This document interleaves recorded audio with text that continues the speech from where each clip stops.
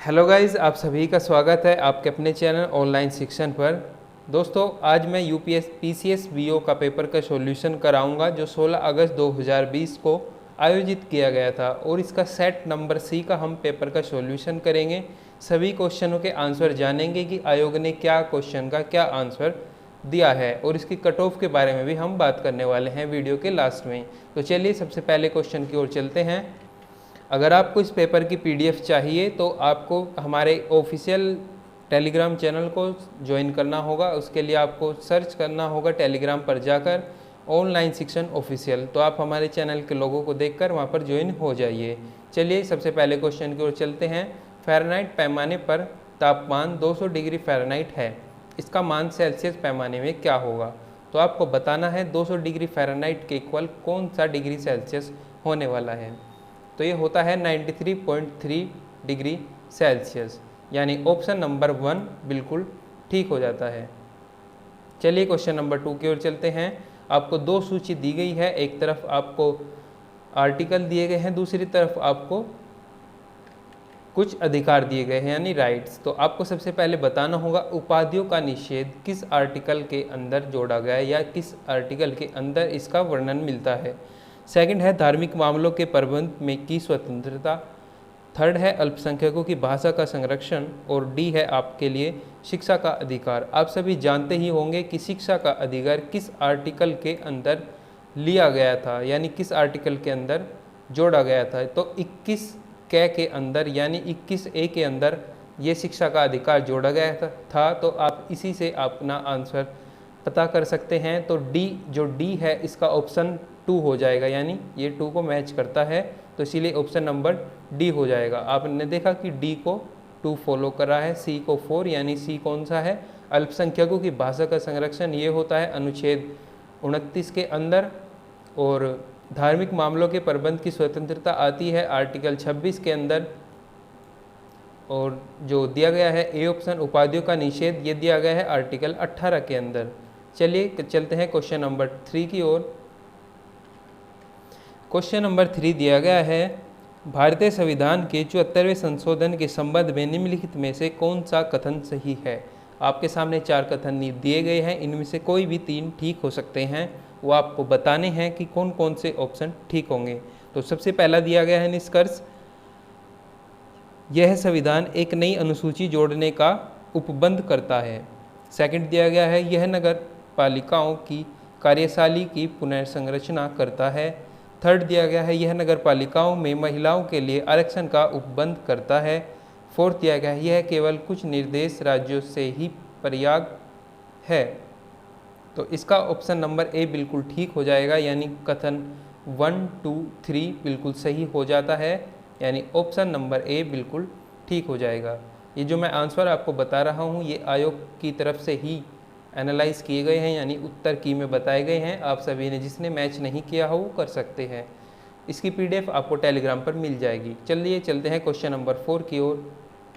भारत में निम्नलिखित में से किसने शिशुओं और अवयस्कों के साथ साथ आर्थिक और सामाजिक योजनाओं के लिए विधि निर्धारण की शक्तियाँ प्रदान की? आपको दिया गया है केवल केंद्र सरकार को या केवल राज्य सरकार को या केंद्र और राज्य सरकार दोनों को या केवल स्थानीय सरकार को। तो इसका ऑप्शन नंबर 3 बिल्कुल ठीक हो जाता है, केंद्र और राज्य दोनों सरकारों को, यानी केंद्र और राज्य सरकार दोनों को ही इसकी अनुमति दी गई है। क्वेश्चन नंबर 5, यदि समाज सुधारक मानवतावादी है, सत्य है, तो निम्नलिखित तर्क वाक्यों में से कौन सा सत्य होगा? कुछ अमानवतावादी समाज सुधारक है, कुछ समाज सुधारक अमानववादी है, कुछ मानववादी समाज सुधारक है या कोई असमाज सुधारक अमानववादी नहीं है। तो इसका ऑप्शन नंबर डी बिल्कुल ठीक हो जाएगा, कोई असमाज सुधारक अमानवतावाद नहीं है। ऑप्शन नंबर डी बिल्कुल ठीक है। चलते हैं क्वेश्चन नंबर 6 की ओर। क्वेश्चन नंबर 6 के अंदर आपको कुछ विषय दिए गए हैं और कुछ भारतीय संविधान में से संबंधित अनुच्छेद दिए गए हैं। तो आपको बताना है किस विषय का कौन सा अनुच्छेद होगा। सबसे ए दिया गया है, सबसे पहला अंतर्राष्ट्रीय विधि के प्रति आदर बढ़ाना, कौन से अनुच्छेद में है? प्राणियों के प्रति दया भाव रखना किस अनुच्छेद के अंदर आता है? सी है ज्ञानार्जन और सुधार की भावना का विकास, और डी आता है राज्य की लोक सेवा में न्यायपालिका का कार्यपालिका के पृथक करना। तो इसका ऑप्शन नंबर बी ठीक हो जाता है, यानी ए ऑप्शन नंबर 2 को मैच करता है, यानी अंतर्राष्ट्रीय विधि के प्रति आदर बढ़ाना, ये अनुच्छेद 51 ग के अंदर आता है। इसका ऑप्शन नंबर बी बिल्कुल ठीक हो जाता है। चलिए फ्रेंड्स, क्वेश्चन नंबर 7 की ओर चलते हैं। क्वेश्चन 7 दिया गया है रीजनिंग से 4, 10 और आपको यहाँ पे स्पेस दिया गया है। यहाँ पर आपको अपना आंसर बताना है 82, 244, 730। तो इसमें कौन सी सीरीज फॉलो हो रही है? ऑप्शन नंबर सी बिल्कुल ठीक है, 28। क्वेश्चन नंबर 8, ए बी का भाई है, बी सी का भाई है, सी डी का पति है और ई ए का पिता है, और तो डी ई से क्या संबंधित है? यानी कौन सा इससे संबंध बनता है? बेटी का, बहू का, ननंद का, बहन का। तो इसका ऑप्शन नंबर ठीक हो जाता है बी।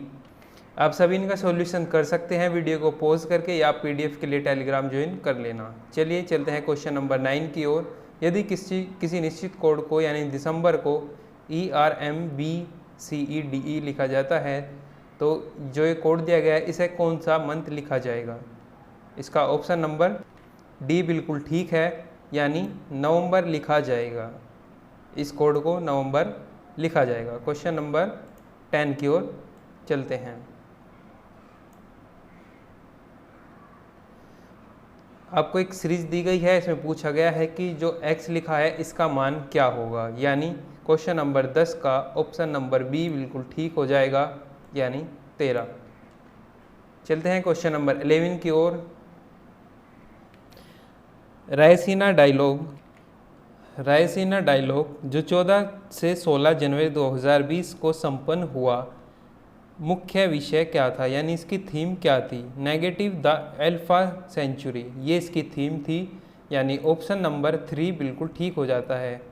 कौन सा ऑप्शन? Option number 3। चलिए नेक्स्ट क्वेश्चन की ओर चलते हैं। विश्व रैपिड शतरंज प्रतियोगिता जीतने वाला प्रथम भारतीय महिला कौन है? तो वह कौन सी महिला थी? पहली, उसका नाम था कोनेरू हम्पी, यानी ऑप्शन नंबर ए बिल्कुल ठीक है, कोनेरू हम्पी। क्वेश्चन नंबर 13, विश्व नीति आयोग द्वारा हाल ही में जारी सतत विकास लक्ष्य DGP SDG इंडिया सूचकांक 2019 के अनुसार कौन सा राज्य प्रथम स्थान पर रहा? तो ये रहा था केरल। कौन सा? केरल। क्वेश्चन नंबर 14, निम्नलिखित में से किस देश में जनवरी 2020 में भारतीय नौसेना ने ऑपरेशन वनीला प्रारंभ किया? तो ये किया था मेडागास्कर में, यानी ऑप्शन नंबर सी बिल्कुल ठीक हो जाता है, मेडागास्कर। चलिए क्वेश्चन नंबर 15 की ओर चलते हैं। निम्नलिखित देशों में से किस देश ने दिसंबर 2019 में G20 देशों की अध्यक्षता जापान से प्राप्त की? तो किसने की? सऊदी अरब ने। ऑप्शन नंबर 3 बिल्कुल ठीक हो जाता है। चलते हैं क्वेश्चन नंबर 16 की ओर। आपको दो सूची दी गई है, सूची 1, सूची 2। आपको बताना है, एक तरफ दिया गया है ऊर्जा संयंत्र, दूसरी तरफ दिया गया है ऊर्जा के प्रकार, यानी कौन से संयंत्र में कौन सी ऊर्जा बनती है। आपको 4 दिए गए हैं संयंत्र। चमेरा, सेकंड दिया गया है गवालपाड़ी, और सी दिया गया है कुदानकुलम, और 4 दिया गया है पतरातू। चलिए इसका ऑप्शन नंबर 3 बिल्कुल ठीक हो जाता है, ए का 4, यानी चमेरा जो है सौर ऊर्जा संयंत्र है, और गवाल खाटी ये पहाड़ी वाला ऑप्शन नंबर बी हो जाता है जलीय ऊर्जा, और कुंदानकुलम तापीय ऊर्जा से संबंधित है, और पतरातू ये है वन से संबंधित, यानी आणविक ऊर्जा से संबंधित। चलिए क्वेश्चन नंबर 17 की ओर। आपको एक कथन दिया गया है और उसका कारण दिया गया है, आपको बताना है कौन सा कारण सही है। इसका ऑप्शन नंबर सी बिल्कुल ठीक हो जाएगा। आप वीडियो को पॉज करके चेक कर सकते हैं, यानी ए सत्य है परंतु आर गलत है। क्वेश्चन नंबर 18 की ओर। भारत में निम्नलिखित राज्यों में से कौन जनसंख्या की दृष्टि से द्वितीय एवं क्षेत्रफल की दृष्टि से तृतीय स्थान पर है 2011 जनगणना के अनुसार। तो ये कौन सा राज्य है? महाराष्ट्र राज्य। क्वेश्चन नंबर 19 की ओर चलते हैं। आपको 4 जनजाति दी गई है और उनकी अवस्थिति दी गई है कि वे कहाँ पर निवास करती है। तो आपको पता होगा कि जो जरवा जनजाति है वो अंडमान और निकोबार में रहती है यानी अवस्थित है। तो ऑप्शन नंबर ए का 4 हो जाता है। इसी से आप पता लगा सकते हैं कि बी ऑप्शन बिल्कुल सही है। कौन सा ऑप्शन? जो बी ऑप्शन है ये वाला, वो बिल्कुल सही है। चलिए क्वेश्चन नंबर 20 की ओर। जैव आरक्षण क्षेत्र दिए गए हैं और भारत के राज्य, यानी कौन सा जैव आरक्षित क्षेत्र भारत के किस राज्य में है, यह आपको बताना होगा। तो इसका ऑप्शन नंबर सी बिल्कुल ठीक हो जाएगा। कौन सा ऑप्शन बिल्कुल ठीक हो जाएगा? सी, यानी जो नोकरेक है वो मेघालय में है और मानस जो है, मानस आरक्षण क्षेत्र, ये है असम में। इसी प्रकार आप इनको दो को देख सकते हैं। चलिए चलते हैं नेक्स्ट क्वेश्चन नंबर 21 की ओर। भारत के नगरीकरण के संदर्भ में निम्नलिखित कथनों में कौन सा सही है? आपको 2 कथन दिए गए हैं, आपको बताना है कौन सा कथन सही है। तो इसका केवल 2 ऑप्शन सही है, यानी दूसरा कथन बिल्कुल ठीक है। 2011 की जनगणना के अनुसार भारत के निम्नलिखित राज्यों में से किसके प्रति 100 बालिकाओं यानी 0 से 6 वर्ष की संख्या के बालिकाओं की संख्या सर्वाधिक है? तो कौन से राज्य में है? हरियाणा। हरियाणा राज्यों में बालिकाओं की संख्या सबसे ज़्यादा है, जो 0 से 6 वर्ष की है। चलिए चलते हैं क्वेश्चन नंबर 23 की ओर। शरीर की सतह में स्वेदन यानी पसीना बहार द्वारा जल की हानि निर्भर करती है। तो किस पर करती है? केवल वातावरण के ताप पर या केवल वातावरण की नमी पर, यानी ये दोनों ऑप्शन बिल्कुल ठीक हो जाते हैं। इसीलिए ऑप्शन नंबर सी सही होगा। चलिए चलते हैं क्वेश्चन नंबर 24 की ओर। निम्नलिखित में से कौन सा तत्व पौधों में सूक्ष्म पोषक नहीं है? तो कौन सा नहीं है? मैग्नीज। मैग्नीशियम जो है ये सूक्ष्म पोषक तत्व नहीं है। चलिए क्वेश्चन नंबर 25 की ओर। क्वेश्चन नंबर 25, हीमोग्लोबिन के संबंध में निम्नलिखित में से कौन सा कथन सही नहीं है? तो यह लाल रंग का होता है, बिल्कुल सत्य बात है। यह फेफड़ों से कोशिकाओं तक ऑक्सीजन की चाहक होता है, यानी उसको ऑक्सीजन को चाहिए होता है, सही है। यह कुछ अम्लीय होता है, ये बात बिल्कुल गलत है। और ऊतकों के फेफड़ों तक कार्बन डाइऑक्साइड को पहुंचाता है, ये भी बात बिल्कुल सही है। तो इसका ऑप्शन नंबर सी ठीक हो जाएगा, यानी ये इसके हिसाब से कथन में गलती है। क्वेश्चन नंबर 26 की ओर। रक्त में ग्लाइकोसिलेटेड हीमोग्लोबिन का मापन निम्नलिखित में से किसके प्रबंध के लिए लाभदायक है? तो ये है मधुमेह के लिए, यानी इससे मधुमेह नहीं होता। नेक्स्ट क्वेश्चन नंबर 27, भारतीय संविधान में निम्नलिखित में से किस कर्तव्य को मौलिक कर्तव्य के रूप में निर्धारित किया गया? तो किसे किया गया? 1, 3 और 4, यानी ऑप्शन नंबर डी बिल्कुल ठीक हो जाएगा। ये जो देश की रक्षा करना, आयकर अदा करना तो है नहीं इसमें, और हमारी सामाजिक संस्कृति और गौरवशाली परंपरा का परीक्षण, सार्वजनिक संपत्ति की सुरक्षा करना, ये हमारा ठीक हो जाता है, यानी ऑप्शन नंबर डी बिल्कुल सही है। क्वेश्चन नंबर 28, आपको कथन दिया गया है, उसका कारण बताया गया है। इसका ऑप्शन डी ठीक हो जाता है, ए गलत है और आर बिल्कुल सही है। आप इसको वीडियो को पॉज करके सॉल्यूशन कर सकते हैं। चलिए क्वेश्चन नंबर 29 की ओर चलते हैं। पंचायती राज पर गठित निम्नलिखित समितियों को क्रमानुसार व्यवस्थित कीजिए। आपको 4 कमेटी दी गई है पंचायती राज की, आपको ये असेंडिंग ऑर्डर में लगानी होगी। तो ऑप्शन नंबर सी बिल्कुल ठीक हो जाएगा, यानी जो सबसे पहले आई थी वो BR मेहता समिति आई थी, उसके बाद अशोक मेहता समिति, और राव समिति सबसे लास्ट में आई थी LM सिंघवी समिति। ये भी आपसे पूछा जा सकता है। क्वेश्चन नंबर 30, भारतीय संविधान का कौन सा भाग केंद्र और राज्यों के मध्य वित्तीय संबंधों का विवरण प्रस्तुत करता है? तो ये कौन सा करता है? भाग 12। ऑप्शन नंबर सी बिल्कुल ठीक है। आगे क्वेश्चन दिया गया है, एक बढ़ई 6 घंटी को एक कुर्सी में बांधता है, बी बढ़ई 7 घंटों में एक कुर्सी बनाता है, सी जो है वो 8 घंटे में कुर्सी को बनाता है, और इसी प्रकार आपको 8 घंटे में काम करते हैं तो 21 दिन में कितनी कुर्सियाँ बनाएंगे? तो ये बनाएंगे 73 कुर्सी। आप सॉल्यूशन कर सकते हैं। क्वेश्चन नंबर 32, निम्नलिखित में दिए गए विकल्पों में से एक आपको सही का प्रयोग करना है। आपको एक सीरीज दी गई है, आपको बताना होगा कि जो फोर्थ कॉलम है यहाँ पर क्या आएगा। तो यहाँ पर आने वाला है QRSW, यानी ऑप्शन नंबर सी ठीक हो जाता है। क्वेश्चन नंबर 33, यदि 1980 में भारत का गणतंत्र दिवस शनिवार को पड़ता है तो x का जन्म 3 मार्च 1980 को होता है, x y से 4 दिन बड़ा है, तो y का जन्मदिन किस दिन मनाया गया होगा? तो एक कैलेंडर का क्वेश्चन है, रीजनिंग से आपको सॉल्यूशन कर लेना है बृहस्पतिवार को। क्वेश्चन नंबर 34, आपको एक फिगर दी गई है, आपको यहाँ पर बताना है कि यहाँ पर क्या आएगा। चलिए इसका क्वेश्चन नंबर 34 का ऑप्शन नंबर 1 भी बिल्कुल ठीक हो जाएगा। यहाँ पर 27 आएगा, आप सॉल्यूशन कर सकते हैं। क्वेश्चन नंबर 35, 5 वर्ष पूर्व ए और बी की आयु, यानी ये अनुपात से क्वेश्चन है, और क्वेश्चन नंबर 35 का ऑप्शन नंबर डी बिल्कुल ठीक हो जाएगा, 35 वर्ष। क्वेश्चन नंबर 36 मैथ से है, आप इसका भी सॉल्यूशन कर सकते हैं। इसका ऑप्शन नंबर ए बिल्कुल सही है। फ्रेंड्स, मैं सारे क्वेश्चनों के आंसर आपको बताता हुआ चल रहा हूँ, आप इनका सॉल्यूशन खुद करिएगा।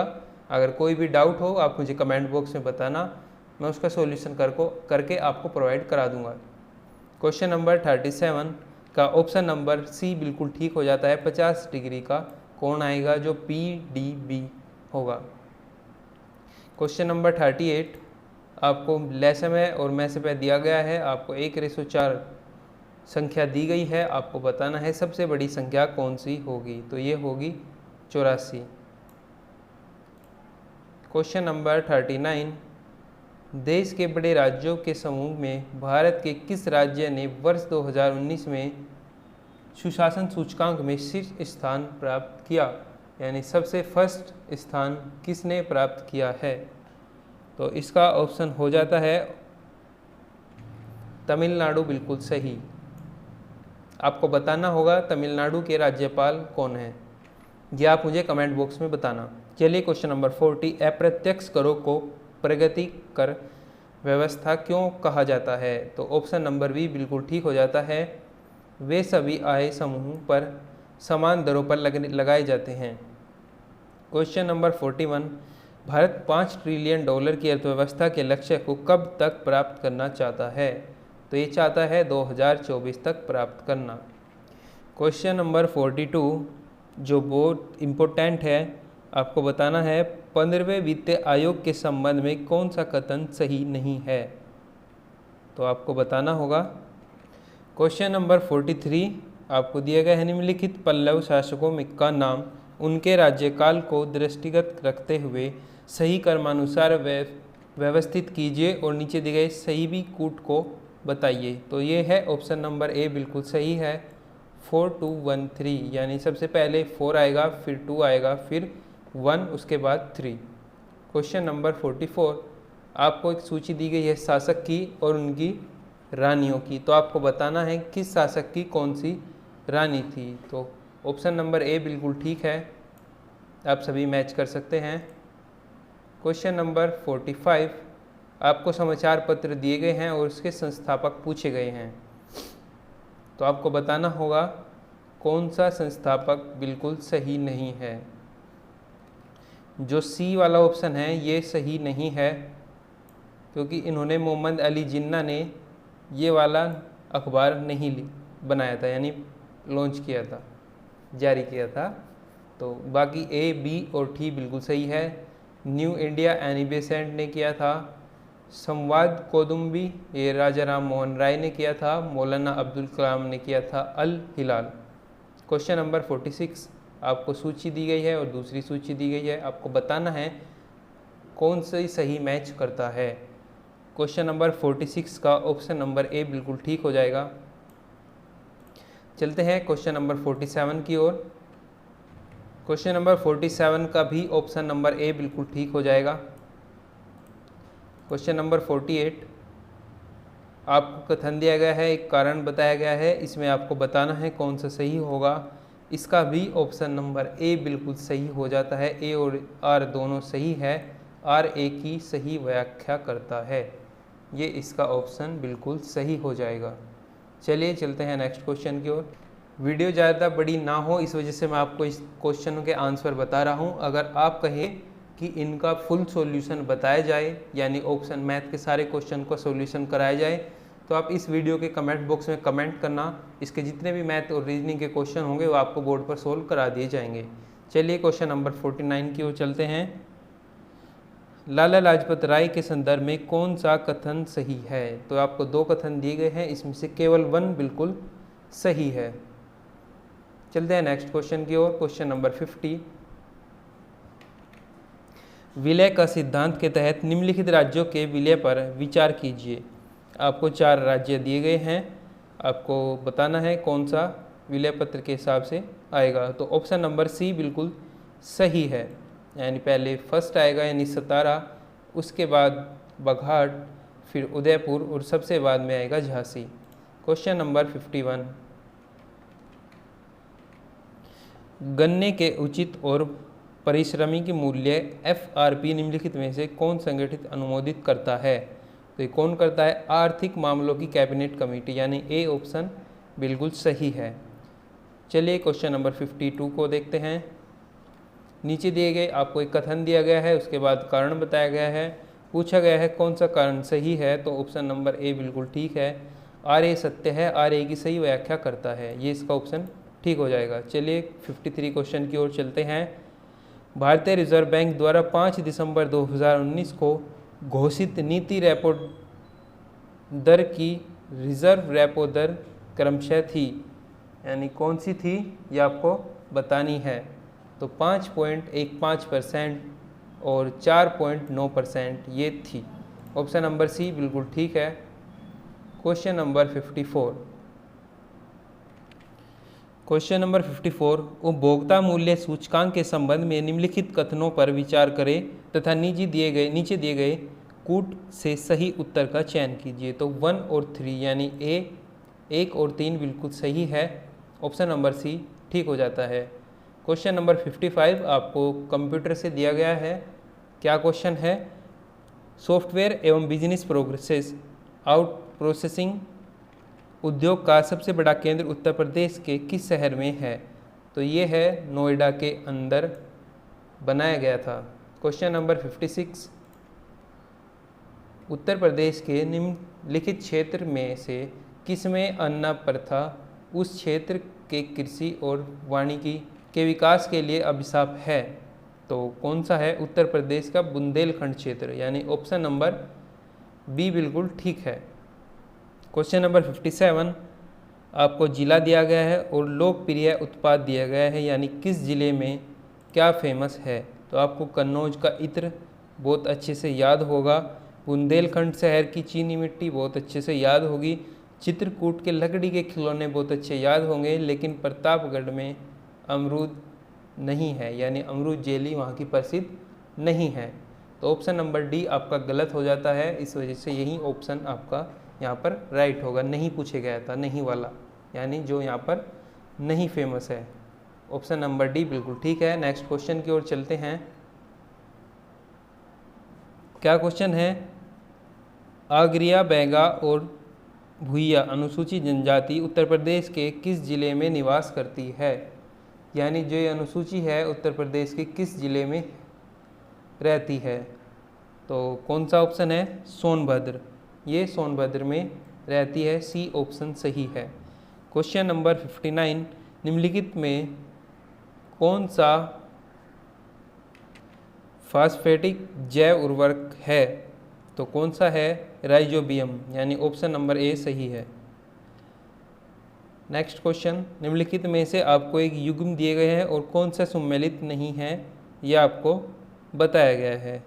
चलिए आपको बताना है कमेंट बॉक्स में कौन सा नहीं है, और गायन शैली आपको दी गई है। नेक्स्ट क्वेश्चन, क्वेश्चन नंबर 61, आपको 2 सूची दी गई है लेखकों के नाम और उनके उपन्यास दिए गए हैं। बताना है कौन सा उपन्यास किस लेखक का है। तो कौन सा है? ऑप्शन नंबर सी बिल्कुल ठीक हो जाता है, यानी ए मैच करता है 3 को। सूर्यकांत त्रिपाठी निराला ने लिखी थी निराला उपन्यास, और रघुपति सहाय ने लिखा था फिराक गोरखपुरी, और जो सी वाला है उसने लिखा था वैद्यनाथ मिश्र ने लिखा था नागार्जुन, और धनपत राय श्रीवास्तव ने लिखा था मुंशी प्रेमचंद। चलिए क्वेश्चन नंबर 62 की ओर। स्वच्छ भारत मिशन के संदर्भ में कौन सा कथन सत्य है? तो आपको 2 कथन दिए गए हैं, इसमें से बताना है। स्वच्छ भारत मिशन संपूर्ण समुदाय के सामूहिक व्यवहार परिवर्तन का केंद्र है। सेकंड दिया गया है, अधिकांश लोगों के लिए खुले में शौच करना उनके नियमित प्रातःकाल भ्रमण, फसलों की देखभाल तथा सामाजिकता का हिस्सा है। तो कौन सा ऑप्शन सही है? यानी 1 और 2 दोनों बिल्कुल सही है, सी ऑप्शन इसका राइट हो जाता है। Question number 63, green peas India द्वारा जनवरी 2020 में जारी रिपोर्ट के अनुसार भारत के 287 नगरों में से निम्नलिखित में से कौन सा सर्वाधिक प्रदूषित शहर है? तो सबसे प्रदूषित शहर कौन सा है? ये है झरिया। झरिया है जो ये सबसे प्रदूषित शहर है। क्वेश्चन नंबर 64, बिम्स्टेक देशों के लिए जलवायु स्मार्ट खेती प्रणाली विषय पर 11 और 13 दिसंबर 2019 को संपन्न हुई 3 दिवसीय अंतर्राष्ट्रीय संगोष्ठी के संबंध में निम्नलिखित में से कौन सा कथन सही है? तो ये कथन सही है केवल 2 ऑप्शन बिल्कुल ठीक हो जाता है। चलिए नेक्स्ट क्वेश्चन की ओर। क्वेश्चन नंबर 65, 4 आपको नगर दिए गए हैं, उनकी 4 नदियाँ दी गई है। कौन सी नगर से कौन सी नदियाँ निकलती है ये आपको बताना होगा। ऑप्शन नंबर सी बिल्कुल ठीक हो जाएगा। कौन सा ऑप्शन? सी बिल्कुल सही है, यानी जो पेरिस है वहाँ से सीन नदी निकलती है, और जो किसासा है वहाँ पर कांगो। बैंकॉक से निकलती है चाओ फ्राया, और एशियन से पराग्वे निकलती है। ऑप्शन नंबर सी बिल्कुल ठीक है। क्वेश्चन नंबर 66, निम्नलिखित में से कौन सा जापान के 4 प्रमुख द्वीपों का उत्तर से दक्षिण तक सही क्रम को प्रदर्शित करता है? तो ऑप्शन नंबर डी बिल्कुल सही है। चलते हैं नेक्स्ट क्वेश्चन की ओर। नीचे 2 आपको कथन दिए गए हैं, एक कथन दिया गया है और उसका एक कारण दिया गया है। आपको बताना है कौन सा सही है। तो इसका ऑप्शन नंबर ए बिल्कुल सही है। ए और दोनों बिल्कुल सही है, और व्याख्या भी ए सही करता है, आर ए की सही व्याख्या करता है। क्वेश्चन नंबर 68 आपको ने देखा है यूपी पीसीएस में फैक्ट क्वेश्चन पूछे गए हैं 1 लाइनर से। अगर जिसने तैयारी की होगी उसका सिलेक्शन यहाँ पर नहीं होगा। जिसने फैक्ट को अच्छे से पढ़ा है, सारी नदियाँ वगैरह, तो उसका सिलेक्शन यहाँ पर हो जाने वाला है। ये जो आंसर की मैं आपको बता रहा हूँ ये ऑफिशियल आंसर की के हैं। अगर आपको इस पेपर की पीडीएफ चाहिए तो आप हमारे टेलीग्राम ग्रुप में ज्वाइन हो जाइए। टेलीग्राम का लिंक इस वीडियो के डिस्क्रिप्शन बॉक्स में भी है, और आप अगर वहाँ से ज्वाइन नहीं हो पाते हैं तो आप टेलीग्राम पर सर्च करना ऑनलाइन शिक्षण ऑफिशियल। आप हमारे चैनल के लोगों को देखकर ज्वाइन हो जाइए। इस चैनल पर नए हैं तो सब्सक्राइब कर लीजिए, बेल आइकन दबा लेना, ताकि जब भी कोई पेपर का रिव्यू हो आपके पास सबसे पहले पहुंच सके। तो 68 का ऑप्शन नंबर बी बिल्कुल सही है, आप इनको मैच कर सकते हैं। क्वेश्चन नंबर 69, ग्रीस के संबंध में निम्नलिखित कथनों में से कौन सा सही है? तो सही होने वाला है 1 और 2 दोनों के दोनों ही कथन सही है। क्वेश्चन नंबर 70, आपको कोयला क्षेत्र दिए गए हैं और अवस्थिति दी गई है, यानी कहाँ पर है आपको ये बताना है। तो 70 क्वेश्चन का ऑप्शन नंबर ए बिल्कुल ठीक हो जाता है, यानी ये सभी एक दूसरे के जो सामने लिखे गए हैं राज्य, ये बिल्कुल सही है। चलिए क्वेश्चन नंबर 71, रेलगाड़ियों का क्वेश्चन है। 2 रेलगाड़ी एक ही दिशा में 90 किलोमीटर प्रति आवर की गति से 70 किलोमीटर प्रति घंटे की गति से चल रही है। 2 अलग अलग रेलगाड़ी, और उनकी तेज चलने वाली रेलगाड़ी की धीमी गति चलने वाली रेलगाड़ी से किस व्यक्ति को 18 सेकंड में पार करती है? तो तेज चलने वाली रेलगाड़ी की लंबाई बताइए। आप मैथ का क्वेश्चन है, सॉल्यूशन कर सकते हैं। इसका आंसर है 100 मीटर। ऑप्शन नंबर बी बिल्कुल सही है, 100 मीटर। नेक्स्ट क्वेश्चन, किसी वस्तु को बिक्री मूल्य 3/4 पर बेचने पर इसका ऑप्शन ठीक हो जाता है डी, 20% लाभ। चलिए क्वेश्चन नंबर 73, यदि मूलधन पर 5% की प्रति वर्ष की दर से दूसरे वर्ष में 420 चक्रवर्ती ब्याज मिलता है तो मूलधन बताइए। तो मूलधन हो जाएगा 8000। ऑप्शन नंबर डी बिल्कुल सही है। क्वेश्चन नंबर 74, वित्तीय वर्ष 2019 और 20 के लिए केंद्र सरकार ने राजकोषीय घाटे को कितने प्रतिशत तक सीमित रखने का लक्ष्य रखा? तो इसको रखा है जीडीपी का 3.3%, यानी ऑप्शन नंबर ए बिल्कुल सही है। क्वेश्चन नंबर 75, निम्नलिखित में से कौन सा राज्य भारत की धारणीय विकास लक्ष्य सूचकांक 2019-20 के शीर्ष 5 राज्यों की अनुसूची में नहीं है? तो कौन सा नहीं है? गुजरात। ऑप्शन नंबर ए बिल्कुल सही है। क्वेश्चन नंबर 76, क्या दिया गया है? रीजनिंग से क्रेडिट रेटिंग एजेंसी पर विचार कीजिए। तो केयर, ICRA, CRISIL ये आपको दिए गए हैं। आपको इनका क्रम सही बताना है, कौन सा हो जाएगा। ऑप्शन नंबर ए बिल्कुल सही है, 3, 2, 1। तो सबसे पहले CRISIL आएगा, फिर ICRA, फिर केयर। नेक्स्ट क्वेश्चन, भारत के सार्वजनिक क्षेत्र के बैंकों का हाल ही में किए गए एकीकरण का अनेक लाभ लक्षित है। तो ये है केवल 1, 2 और 4, यानी सी वाला ऑप्शन गलत है, बाकी 2 सही है। यानी पैमाने की मितव्ययता और पूंजी तक आसान पहुंच और विश्व स्तरीय आकार के बैंक, इनका ये ऑप्शन सही है, सी। चलिए क्वेश्चन नंबर नेक्स्ट, सतसहसी संहिता उपन्यास के में से किस ग्रंथ का है? तो ये है महाभारत। महाभारत ऑप्शन बिल्कुल सही है। क्वेश्चन नंबर 79, कर्दमक शब्दों के निम्नलिखित में से किस धातु के अति दुर्लभ सिक्के प्रचलित है? तो ये कौन सी है? रजत धातु। क्वेश्चन नंबर 80, आपको सूची दी गई है दर्शन और मोक्ष प्राप्त करने के तरीके। चलिए इसका क्वेश्चन नंबर 80 का ऑप्शन नंबर बी बिल्कुल सही है। आप सभी मैच कर सकते हैं। क्वेश्चन नंबर 81, निम्नलिखित में से किन दो शासकों के मध्य 17 मई 1548 में कन्नौज के पास युद्ध हुआ? तो ये युद्ध हुआ था शेरशाह एवं हुमायूं के, यानी ऑप्शन नंबर बी बिल्कुल सही है। चलिए क्वेश्चन नंबर 82, आपको दिया गया है, निम्नलिखित में से किस प्रमुख कारण से महात्मा गांधी ने 1922 में असहयोग आंदोलन को वापस ले लिया था? तो ये लिया था चोरा चोरी कांड के द्वारा। ऑप्शन नंबर डी बिल्कुल सही है, चोराचारी में हुई हिंसा के कारण ये वापस ले लिया था महात्मा गांधी ने असहयोग आंदोलन, जो 1922 में किया था। चलिए क्वेश्चन नंबर 83, गदर पार्टी के निम्नलिखित में से कौन संबंधित नहीं है? तो कौन नहीं है? खुदीराम बोस, ये गदर पार्टी से संबंधित नहीं है। क्वेश्चन नंबर 84, आपको दिया गया है नील विद्रोह, जयंतिया विद्रोह, कुकी विद्रोह और कूका विद्रोह। यह आपको बताना है कौन सा वर्ष बिल्कुल सही नहीं है। तो ऑप्शन नंबर हो जाता है डी बिल्कुल सही। सी यानी ये वाला ऑप्शन गलत है, इसलिए ठीक हो जाता है। इसमें नहीं वाला पूछा था, बाकी सब सही है। नील विद्रोह 1859 से लेकर 60 तक, जयंतिया विद्रोह 60 से 63 तक, कूका विद्रोह 1832 से 34 तक। क्वेश्चन नंबर 85, निम्नलिखित नेताओं में से किसने कहा, मैं तो एक भारतीय नगाड़ा हूँ जिसका कार्य सोते हुए को जगाना है ताकि वे अपनी मातृभूमि के लिए जागे और कार्यरत हो सके? ये कहा था एनी बेसेंट ने। ऑप्शन नंबर डी बिल्कुल सही है। क्वेश्चन नंबर 86, निम्नलिखित में से कौन सा पोषक तत्व दलदली फसलों के गांठ गठन के लिए आवश्यक है? तो ये कौन सा है? नाइट्रोजन।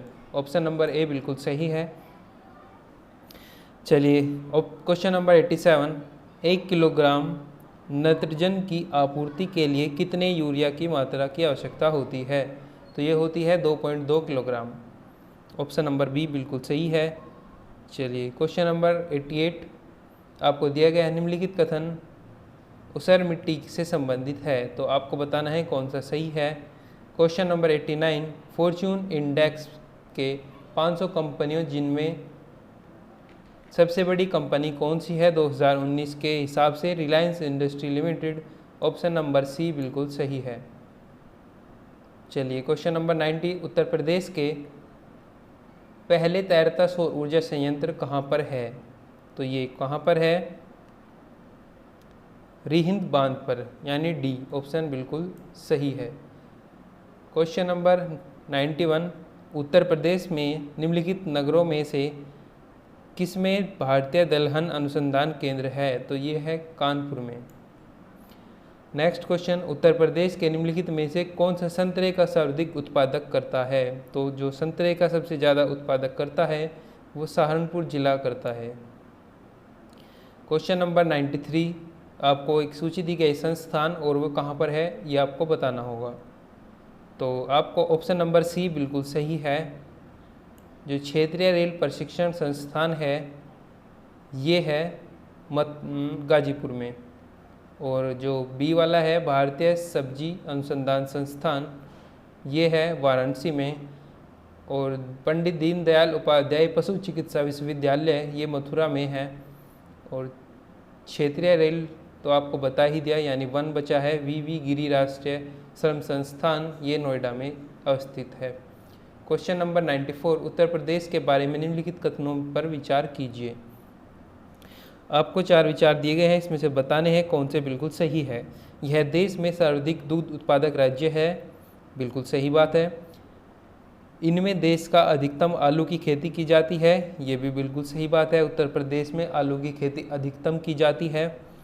यह देश का प्रमुख गन्ना उत्पादक राज्य है, ये भी बिल्कुल सही है, यानी ए बी सी बिल्कुल ठीक हो जाते हैं, इसीलिए ऑप्शन नंबर बी सही होगा 1, 2 और 3।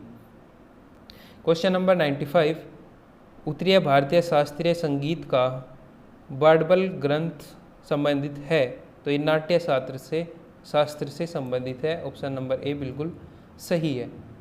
चलिए क्वेश्चन नंबर 96 आपको एक कथन दिया गया है, कारण दिया गया है, इसको आपको पढ़ लेना है वीडियो को पॉज करके, और इसका मैं आपको आंसर बता देता हूँ। ऑफिशियल आंसर की के अनुसार ए बिल्कुल सही है।